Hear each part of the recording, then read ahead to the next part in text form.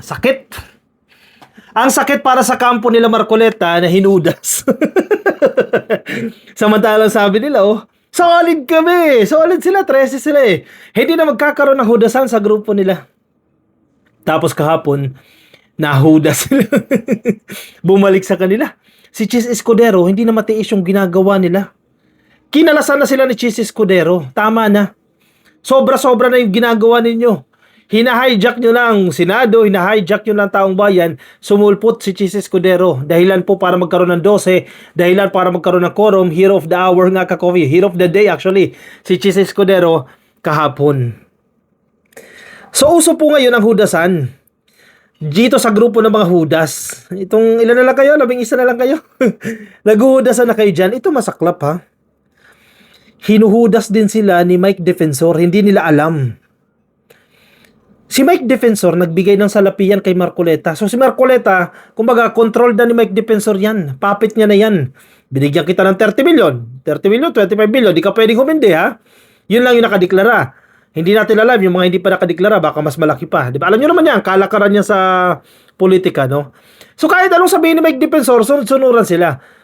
And I think ha, hindi lang si Marcoleta nabigyan ni ano dyan, ni Mike Defensor. Kumbaga, gumagawa ng mga dirty jobs ito eh. Baka marami pa dyan sa Judas 13. Nakatanggap din. Yatin alam, di ba? Anyway, ang pinupunto ko, itong grupo nila Marcoleta, nila Cayetano, ginagamit sila ng grupo ni Mike Defensor. Itong 18 Marites, tao ni Mike Defensor yan. Siya naglabas niyan. Si Orly Gutesa, siya naglabas niyan. Mismong si Marcoleta ang nagsabi.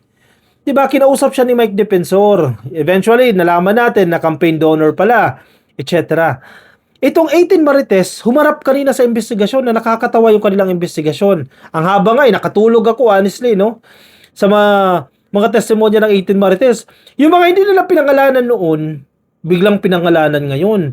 Diba? Doon pa lang paano ka maniniwala? Nung una kayong humarap, may mga affidavit kayo ng una, hindi nyo sinabi na binibigyan nyo si Erwin Tulfo, binibigyan nyo si Tito Soto, binigyan nyo si Congressman Alvarez, binigyan nyo si si Father Flavi. Oh, bakit hindi nyo sinabi noon yan? Selective justice yan. Kung justice man yung habol ninyo, sobrang selective. Namimili lang kayo ng gusto nyo sabihin. Nagsisinungaling kayo, depende sa kung ano yung kumpas.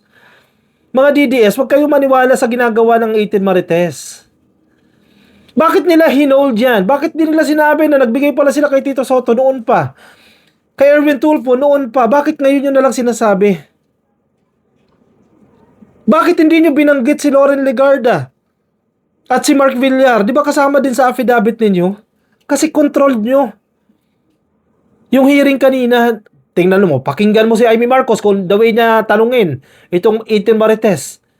Yung mga nandiyadyaan, the way na tanungin, binibaby ang mga witness parang ano lang yan puro leading yung questions Alam niyo yung leading questions? May ini-expect siya na sagot May gusto sila na kung ano ang dapat mong sagot, isagot.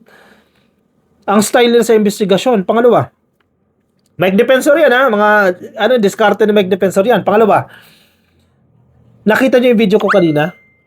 Supposedly, kung ikaw testigo ka-coffee, di ba ikaw witness, at kung tinuturing nila na resource person o witness itong 18 Marites, kesyo sila daw yung nag-deliver ng maleta, di ba? Sila yung nag-oath. Sila yung nag-take ng oath. Sila yung may affidavit na notaryado. Sila yan.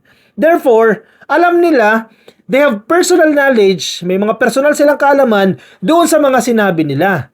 Kasi kayo yan kayo yung witness Pero tingnan mo yung hearing. Pag may itanong yung senador, halos wala makasagot.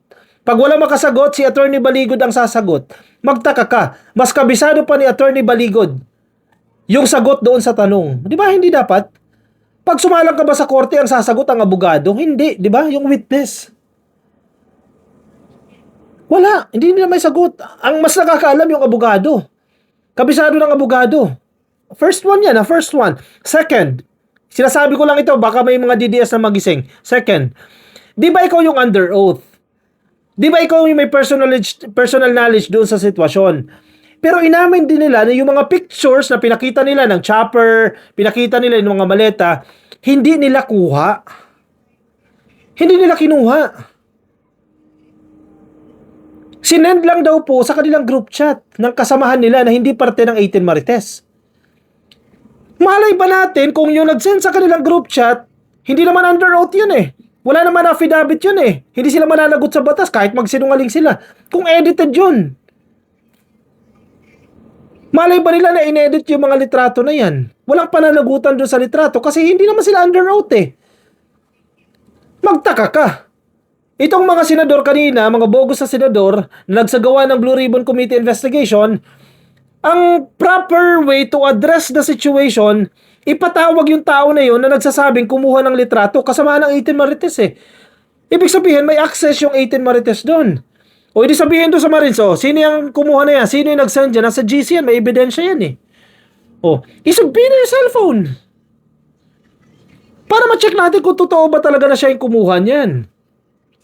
Mag-take siya ng oath. Manumpa siya na ako po talaga yung kumuha ng pictures na yan. Na totoo po na yung chopper na yan, may ganyan lamang maleta. Wala eh. Siya yung under oath, kinukote lang yung tao na dapat siya yung testigo na dapat siya ang nanumpa. Wala. Sino maniniwala doon? Mga DDS na tanga lang. Naniwala naman mga DDS na tanga doon sa ginawa ng 18 Marites. Aminado naman sila. Napanood nyo na yung video ko? Wait, panood ko sa inyo. Napanood ko yun. Nakikinig ako ng hearing, tapos biglang, uy, ano yun? Butas na butas yun ah. Tapos, hindi mo lang in-interpolate ng mga senador. Di ba? Hindi mo lang question yung 18 Marites. Hindi mo lang sinabihan yung 18 Marites. Ipatawag yan. Etc. Ito yung tinutukoy ko. Sino ang nariyan sa picture? O sino ang Ikaw na lang magtanong. Sino ang nariyan sa picture? O sino ang kumuha ng picture? Kaninang picture po yan? May nakakaalala ba dyan? Your Honor, yung picture po na yan ay ibinigay ng isang empleyado rin ni Ginoong Saltico na wala dito sa 18. Ang actual po na kumuha ng picture, wala po sa 18. Ito, RPC 811. Kinuha na rin ninyo to? O naibigay lang?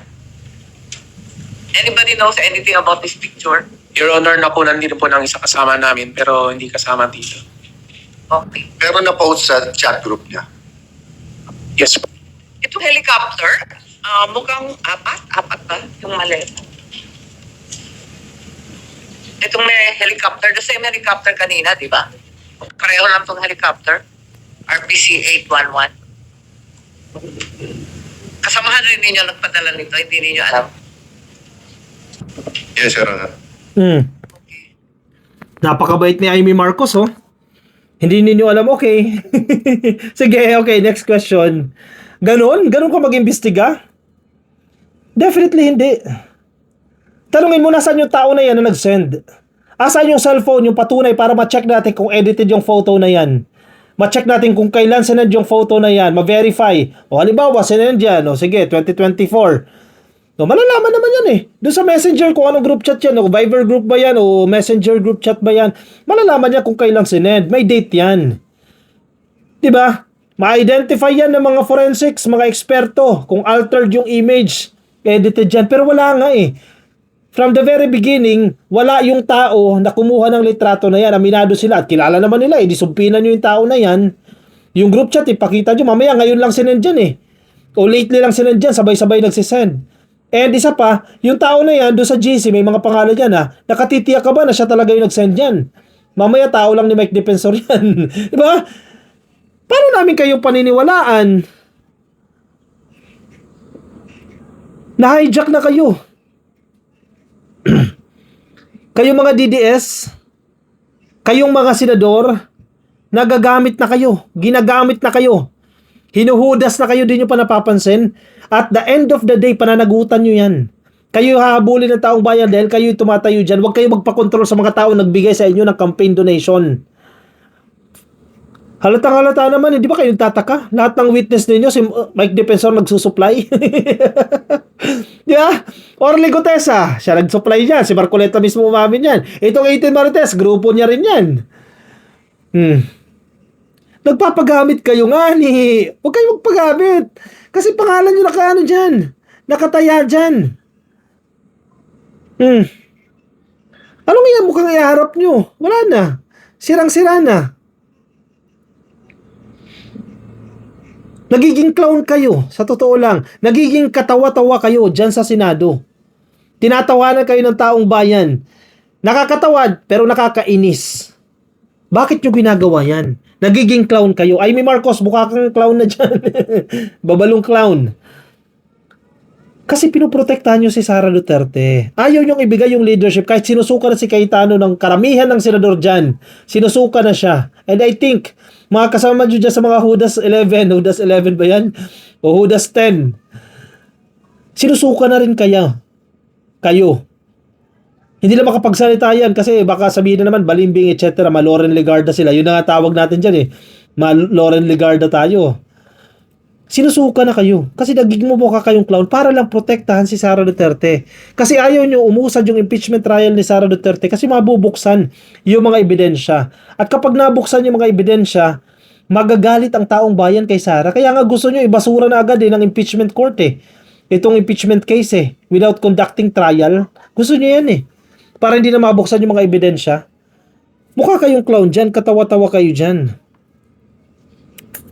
Ngayon, bago na yung leadership, kailangan na lang i-acknowledge nila Cayetano yan. Umaasa tayo na magpuproceed ng maayos itong impeachment trial. Mabibigyan ng chance na maipresenta itong mga ebidensya. Kasi kung grupo ni Cayetano yan, magkakaroon lang ng motion na ipresenta ebidensya, strike out agad nila yan. Let's divide the house. O hawak nilang majority. O sige, the majority agreed not to show those evidence or this evidence, etc. Ganun. Simple. Diba? Kaya ayaw nila ibigay yung beat. Hindi nila nilarespeto si Wing Gatchalian kasi kapit tuko pa rin sila eh. Para lang protektahan si Sara Duterte to the point na nagmumukha na kayong clown, nagmumukha na kayong katawa-tawa. O siya, anong take nyo dyan ka-coffee? Komento ang inyong opinion, ang inyong reaksyon dyan sa comment section nang mabasa rin po ng iba natin mga ka-coffee. Mga nasa Facebook, baka di pa kayo naka-like and follow, please. Like and follow, YouTube subscribe, TikTok subscribe. Kita-kita tayo ka-coffee sa kasunod na video. Bye-bye.